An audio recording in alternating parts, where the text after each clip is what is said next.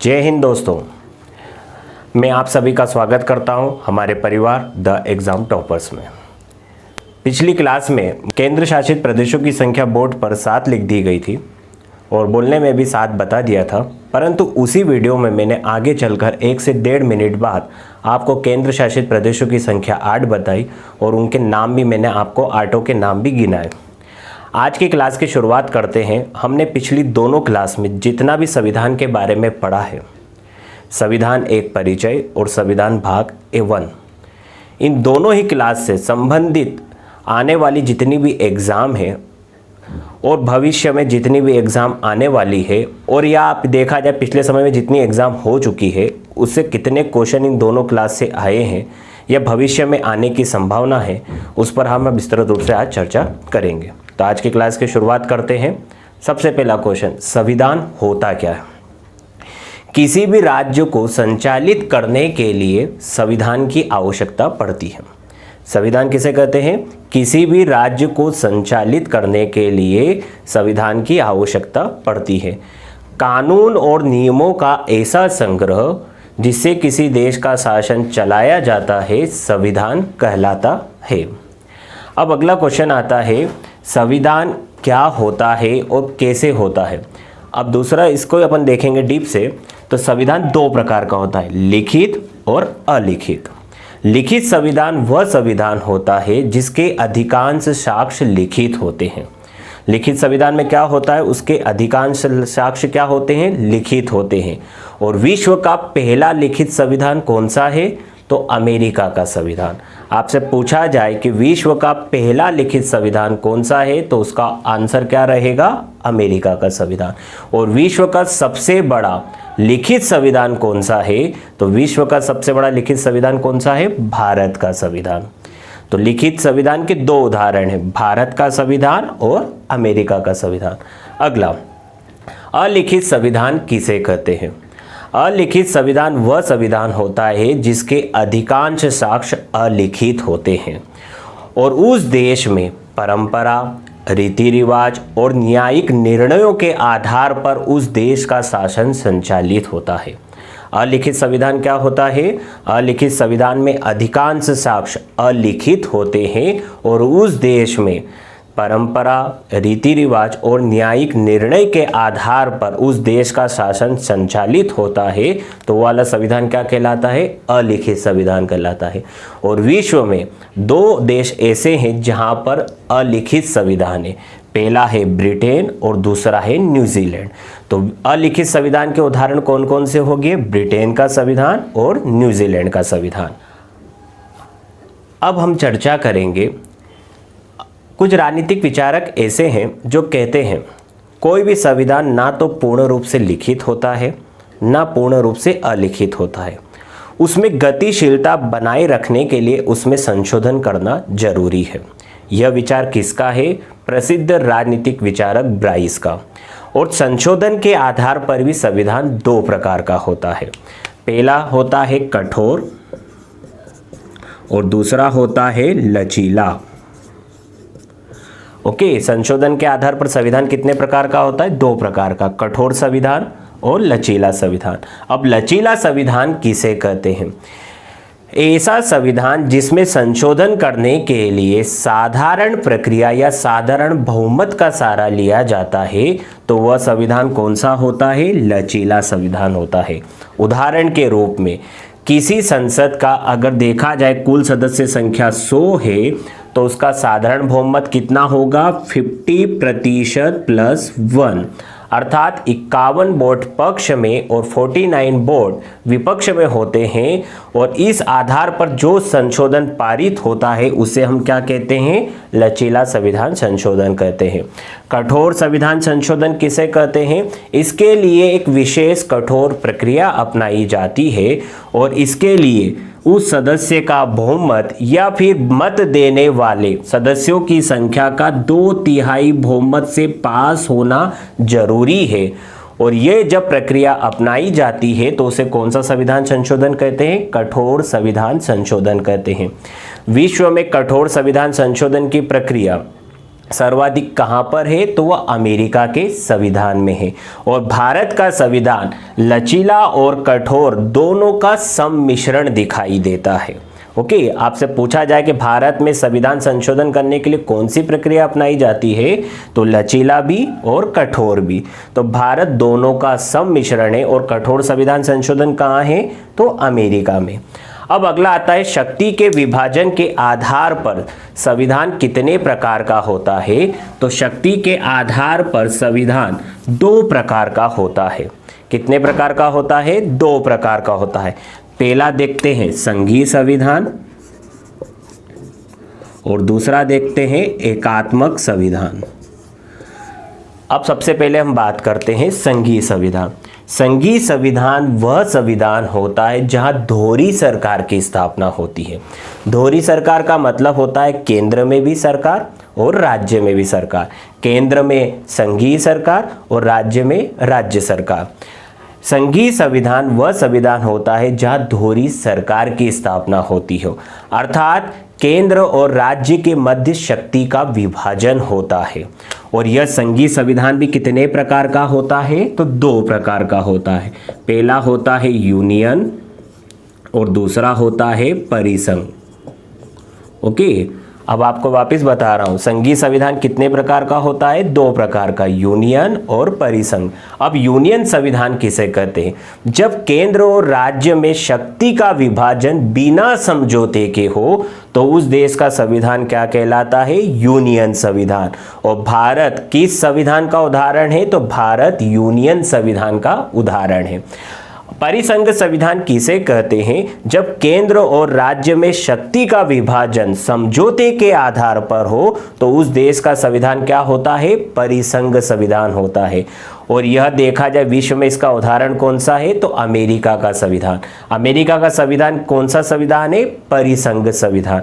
आज से देखा जाए ठीक 1 वर्ष पहले तक भारत का संविधान जम्मू कश्मीर के मामले में परिसंघ हुआ करता था, परंतु 5-6 अगस्त 2019 को भारत सरकार के द्वारा धारा 370 खत्म करके जम्मू कश्मीर को भी यूनियन संविधान में शामिल कर लिया गया है। अब भारत का संविधान कौन सा हो गया है, यूनियन संविधान। पहले ठीक भारत केवल जम्मू कश्मीर के मामले में परिसंघ था और बाकी सबके मामले में क्या था, यूनियन था। अब अगला आता है एकात्मक संविधान। एकात्मक संविधान उस संविधान को कहते हैं जहां संपूर्ण शक्ति एक केंद्र बिंदु पर आकर टिक जाती है। और विश्व में इसका उदाहरण कौन सा है, ब्रिटेन का संविधान। अर्थात वहां जो कुछ भी होता है वो सब संसद ही सर्वे सर्वा होती है, अर्थात संपूर्ण शक्तियां राज्य की, केंद्र की, वो संपूर्ण एक ही जगह आकर टिक जाती है। तो उस देश का संविधान क्या होता है, एकात्मक संविधान होता है।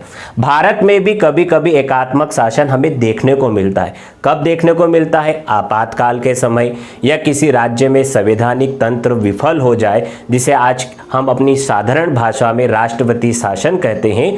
तो उस टाइम पर जो भी परंपरा होती है, वो देखा जाए शासन संचालित होता है, तो उसे अपन कौन सा संविधान कहते हैं, एकात्मक संविधान कहते हैं। अब हम चर्चा करेंगे दूसरी क्लास पर। आपको जो मैंने भाग 2 में जो पढ़ाया था, है ना, भारत का भाग 1 संघ एवं उसके राज्य क्षेत्र, उसमें देखा जाए कितने आर्टिकल है, तो उसमें 4 आर्टिकल है। पहला आर्टिकल क्या कहता है, भारत अर्थात इंडिया राज्यों का संघ होगा, अर्थात भारत में दोहरी सरकार होगी, अर्थात केंद्र में केंद्र की सरकार होगी और राज्य में राज्य की सरकार होगी। देखा जाए भारत को विनाशी राज्यों का अविनाशी संघ कहा गया है। क्यों कहा गया है, क्योंकि भारत में राज्यों का जो देखा जाए विकास है वो संसद की इच्छा पर निर्भर करता है। संसद अपनी इच्छा के अनुसार राज्य को कभी भी घटा सकती है, बढ़ा सकती है, या उसके नामों में परिवर्तन कर सकती है, या उसकी क्षेत्रफल सीमा को घटा बढ़ा सकती है, परंतु राज्य को संघ से अलग होने की अनुमति नहीं देती है। इसी कारण भारत के संविधान को विनाशी राज्यों का अविनाशी संघ कहा गया है, परंतु अमेरिका के संविधान को अविनाशी राज्यों का अविनाशी संघ कहा गया है।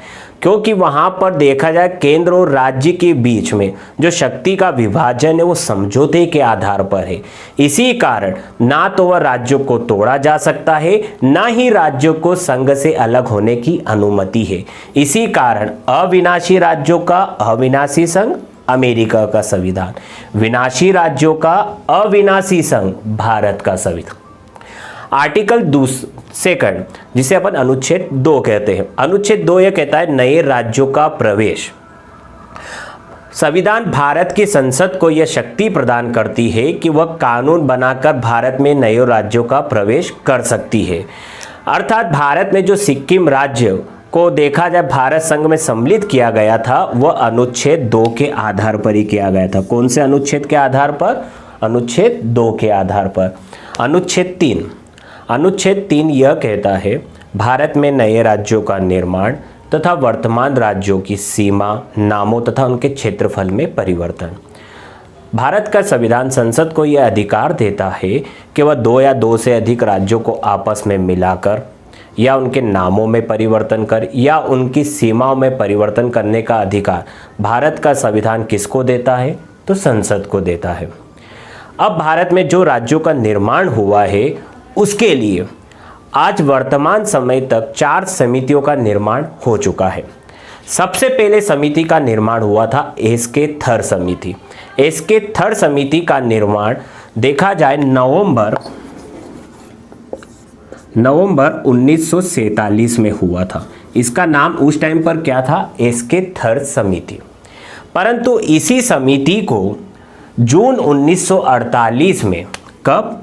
जून 1948 में भाषाई प्रांत आयोग का नाम दिया गया। जून 1948 में एसके थर समिति को भाषाई प्रांत आयोग का नाम दिया गया और इसी आयोग ने दिसंबर 1948 में अपनी रिपोर्ट देती है। तो आपको अब इस समिति पर आपको 3 शर्त याद रखना है।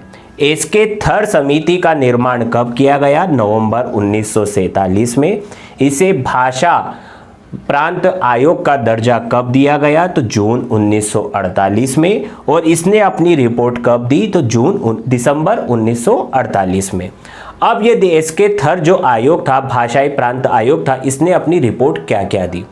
ये अपनी रिपोर्ट में ये कहते हैं कि भारत में जो राज्यों का निर्माण है वो भाषा के आधार पर नहीं होना चाहिए, प्रशासनिक सुविधाओं के आधार पर होना चाहिए।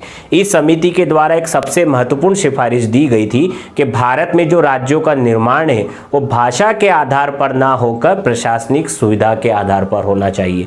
और भारत में राज्यों का निर्माण करने के लिए यह पहली समिति थी। अब हम दूसरी समिति की चर्चा करते हैं। दूसरी समिति का निर्माण कांग्रेस के द्वारा दिसंबर 1948 में किया जाता है और उस समिति को हम क्या कहते हैं? जेवीपी समिति। इस समिति का निर्माण कब हुआ था? दिसंबर 1948 में। और यह अपनी रिपोर्ट कब देती है? तो अप्रैल 1949 में। अब जेवीपी समिति में 3 सदस्य थे। इसके देखा जाए आपको नाम से पता चल गया होगा, जेवीपी जवाहरलाल नेहरू, वल्लभ भाई पटेल, पटाभी सितार मैया, ये 3 इसके सदस्य थे। जब अप्रैल 1949 में ये समिति अपनी रिपोर्ट देती है तो इस रिपोर्ट के आधार पर यह कहा जाता है कि तत्कालीन समय में भारत में राज्यों का निर्माण भाषा के आधार पर अव्यवहारिक है। परंतु साथ में यह समिति एक सिफारिश भी करती है कि सरकार जनता की है और सरकार को जनता की मांगों को ध्यान में रखना चाहिए। परंतु इसी समय अक्टूबर 1953 को भाषा के आधार पर जो राज्यों का आंदोलन चल रहा था वो शीघ्र से पूरे भारत में फैल जाता है। और इसी टाइम पर आंध्र प्रदेश में 56 दिन की आमरण अनशन पर बैठे हुए व्यक्ति, एक कांग्रेस के प्रसिद्ध नेता पोट्टी श्री रामुलु का निधन हो जाता है। और इसके पश्चात भाषा के आधार पर जो राज्य निर्माण करने की प्रक्रिया है वो तेजी से पूरे भारत में उग्र हो जाती है। तत्कालीन सरकार उस पर अपना ध्यान देती है और अक्टूबर 1953 को भारत में पहला भाषा के आधार पर राज्य बनता है जिसका नाम आंध्र प्रदेश पड़ता है। आंध्र प्रदेश को तत्कालीन मद्रास राज्य से तेलुगु भाषी क्षेत्र को अलग करके बनाया गया था और शेष जो बचा मद्रास का भाग था वो तमिल भाषी क्षेत्र के रूप में रखा गया और बाद में 1969 को उसका नाम तमिलनाडु पड़ा। तो आपसे पूछा जाए कि भाषा के आधार पर गठित होने वाला भारत का पहला राज्य कौन सा था, तो आप क्या कहोगे? आंध्र प्रदेश। फिर इसके पश्चात भारत में भाषा के आधार पर राज्यों के पुनर्गठन की मांग और तेजी से बढ़ने लगती है और उसी पर ध्यान रखते हुए भारत में एक तीसरी समिति का निर्माण होता है और उस समिति को अपन किस समिति के नाम से जानते हैं? फजल अली समिति। किस नाम से जानते हैं? फजल अली समिति। और इसी को राज्य पुनर्गठन आयोग भी कहा जाता है। इस समिति का निर्माण दिसंबर 1953 में किया गया था। कब किया गया था? दिसंबर 1953 में। और इस समिति में 3 सदस्य थे। एक कौन थे? खुद न्यायमूर्ति फजल अली, दूसरे के.एम. पणिकर और तीसरे हृदयनाथ कुजरू। यह समिति अपनी सिफारिश कब देती है? तो 1955 को यह समिति अपनी सिफारिश देती है। अब इस समिति की सिफारिश में क्या क्या आता है? यह समिति यह कहती है कि भारत में जो राज्यों का निर्माण है वो राष्ट्रीय सुरक्षा, वित्तीय प्रबंधन और प्रशासनिक कुशलता के आधार पर होना चाहिए। राष्ट्रीय सुरक्षा, वित्तीय प्रबंधन और प्रशासनिक कुशलता के आधार पर होना चाहिए। और वर्तमान में जो भारत में राज्यों की जो श्रेणी है ABCD, जो 4 प्रकार की श्रेणी है, उन चारों को समाप्त करके सिर्फ 2 प्रकार की श्रेणी रखनी चाहिए, राज्य और संघ शासित प्रदेश। भारत सरकार द्वारा उनकी मांगों में कुछ परिवर्तन करके उनकी मांगों को स्वीकार कर लिया जाता है और भारत में संविधान में 7वां संविधान संशोधन 1956 के तहत भारत में राज्य पुनर्गठन आयोग की जो सिफारिशों को उसको लागू किया जाता है और भारत में जो चारों समिति थी ABCD, इन चारों को समाप्त कर दिया जाता है और 2 श्रेणियों में राज्यों का विभाजन हो जाता है। फजल अली के द्वारा सिफारिश की गई थी कि तत्कालीन समय में अगर राज्यों का निर्माण 2 श्रेणी में होता है तो उसके तहत 16 राज्य और 3 केंद्र शासित प्रदेश बनेंगे। परंतु तत्कालीन सरकार ने उसमें थोड़ा सा संशोधन करके 1 नवंबर 1956 को भारत में 14 राज्य और 6 केंद्र शासित प्रदेश बनाए। अब इन 14 ही राज्यों के मैं आपको नाम बता रहा हूं। अपन उत्तर से दक्षिण की ओर चलते हैं तो सबसे पहला राज्य आता है जम्मू कश्मीर, ओके।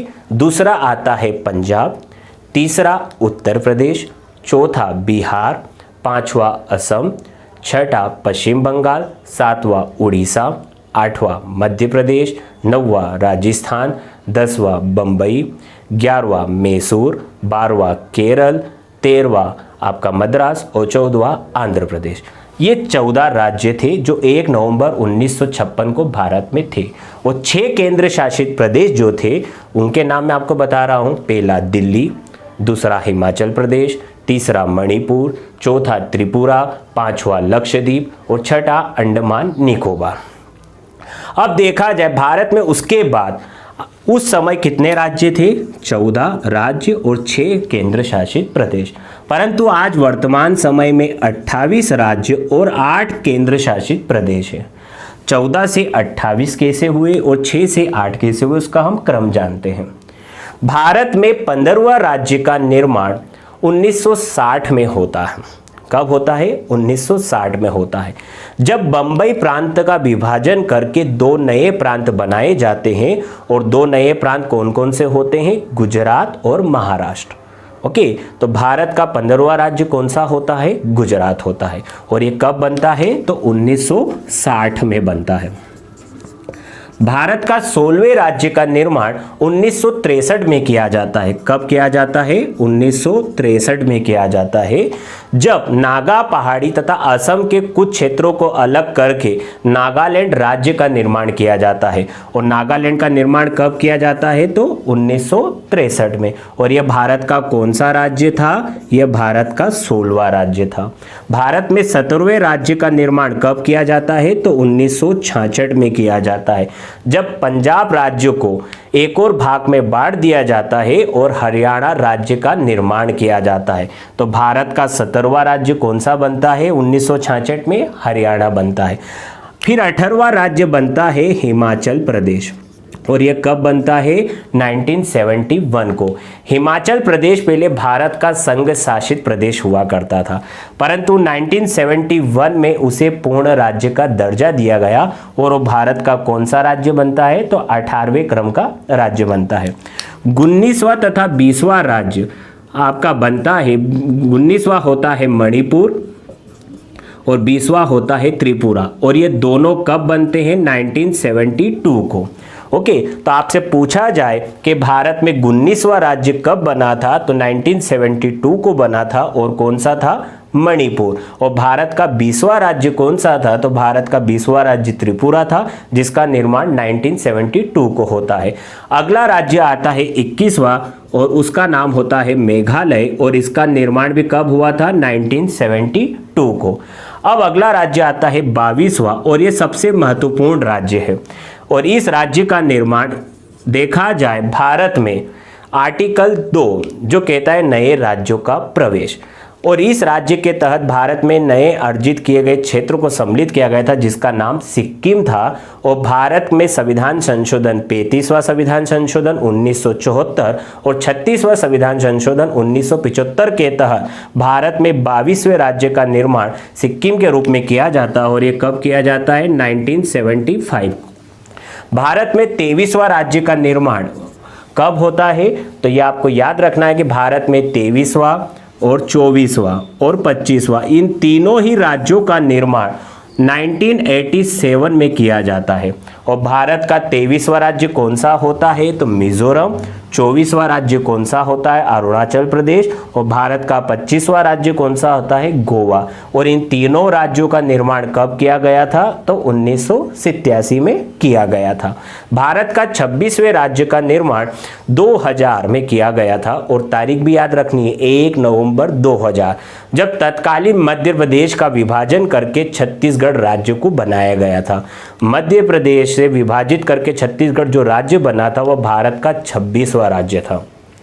27वें राज्य के रूप में 7 नवंबर 2000 को तत्कालीन उत्तर प्रदेश को विभाजित करके एक नया राज्य बनाया जाता है, जिसका नाम उत्तरांचल, और आज वर्तमान समय में हम जिसको उत्तराखंड के नाम से जानते हैं। यह भारत का कौन सा राज्य था? तो 27वें क्रम का राज्य था। 28वें क्रम का राज्य भारत में बनता है 15 नवंबर 2000 को, जब तत्कालीन बिहार को विभाजित करके एक नया राज्य बनाया जाता है, और उस राज्य का नाम क्या होता है? झारखंड होता है। फिर एक और देखा जाए तो भारत में 29वां राज्य बनता है, जो अभी हाल ही में थोड़े समय पहले 2 जून 2014 को बनाया गया था। आंध्र प्रदेश को विभाजित करके भारत का 29वां राज्य तेलंगाना बनाया जाता है, और तेलंगाना किस समिति की सिफारिश पर बनता है? तो तेलंगाना श्री कृष्णा समिति की सिफारिश पर बनता है। तो भारत के टोटल कितने राज्य हो जाते हैं? 29, परंतु वर्तमान समय में कितने हैं? 28 है। तो आपको बता देता हूं, अभी आपको हाल ही में मैंने इसी वीडियो में बताया है थोड़े समय पहले कि भारत में अभी हाल ही में 5-6 अगस्त 2019 को जम्मू कश्मीर जो पहले भारत का राज्य हुआ करता था, अब वो राज्य ना होकर केंद्र शासित प्रदेश है। तो भारत में राज्यों की संख्या 29 से घटकर कितनी हो जाती है? 28। और जम्मू कश्मीर आज एक केंद्र शासित प्रदेश ना होकर 2 केंद्र शासित प्रदेश है, एक जम्मू एंड कश्मीर और दूसरा लद्दाख। अब देखा जाए वर्तमान समय में केंद्र शासित प्रदेशों की संख्या 8 है, और 8 के मैं आपको नाम बता रहा हूं। सबसे पहला है जम्मू कश्मीर, जिसकी राजधानी क्या है? श्रीनगर एवं जम्मू। दूसरा आता है लद्दाख, जिसकी राजधानी है लेह। तीसरा आता है चंडीगढ़, जिसकी राजधानी है चंडीगढ़। चौथा आता है दिल्ली, जिसकी राजधानी है नई दिल्ली। पांचवा आता है दादर नागर हवेली एवं दमन दीव। ये पहले 2 अलग अलग केंद्र शासित प्रदेश हुआ करते थे, परंतु हाल ही में 26 जनवरी 2020 को दोनों को एक केंद्र शासित प्रदेश बना दिया जाता है, और इनकी राजधानी क्या है? दमन। अगला आता है आपका लक्षद्वीप। लक्षद्वीप की राजधानी सभी को पता है कावरत्ती। फिर अगला आता है पौंडीचेरी। पौंडीचेरी की राजधानी सभी को पता है पौंडीचेरी। अगला आता है अंडमान निकोबार जिसकी राजधानी है पोर्ट ब्लेयर। तो वर्तमान समय में भारत में राज्य कितने हैं? 28 और केंद्र शासित प्रदेश कितने हैं? 8 हैं। अब क्वेश्चन कैसे आते हैं? भारत का 20वें क्रम का राज्य कौन सा था? तो अभी हाल ही में मैंने आपको बताया भारत के 20वें क्रम का राज्य कौन सा था? त्रिपुरा। भारत के 25वें क्रम का राज्य कौन सा था? तो भारत के 25वें क्रम का राज्य कौन सा था? गोवा। भारत में भी हाल ही में किस नए प्रदेश का निर्माण किया गया है? तो भारत में हाल ही में किस प्रदेश का निर्माण किया गया है? तेलंगाना का निर्माण किया गया है। भारत में हाल ही में किन केंद्र शासित प्रदेशों का निर्माण किया गया है? तो भारत में हाल ही में 31 अक्टूबर 2019 को जम्मू कश्मीर जो राज्य हुआ करता था उसे 2 भागों में बांटकर जम्मू एंड कश्मीर एवं लद्दाख में 2 केंद्र शासित प्रदेशों का निर्माण किया जाता है। अब देखा जाए साधारण राज्य क्या होते हैं और विशेष राज्य क्या होते हैं, इसके लिए हम चर्चा करेंगे। 1967 में B.N. गाडविल नाम के व्यक्ति हैं और एक वे अपनी सिफारिश देते हैं। देखा जाए तो ये कहते हैं कि भारत में विशेष राज्य भी होना चाहिए और इसके तहत वे 5 महत्वपूर्ण बिंदुओं पर चर्चा करते हैं। पहला बिंदु ये होता है कि राज्य का जो भौगोलिक सीमा है वो अंतर्राष्ट्रीय सीमा होनी चाहिए, अर्थात विशेष राज्य का दर्जा प्राप्त वही राज्य होंगे जिनकी अंतर्राष्ट्रीय सीमा हो। दूसरा, उस क्षेत्र का जो देखा जाए भौगोलिक स्वरूप हो वो पर्वतीय भी हो और वनी भी हो, अर्थात उसका भौगोलिक स्वरूप कैसा होना चाहिए? पर्वतीय इलाका भी होना चाहिए और वनी इलाका भी होना चाहिए। तीसरा, वहाँ का जनसंख्या घनत्व एकदम न्यूनतम होना चाहिए।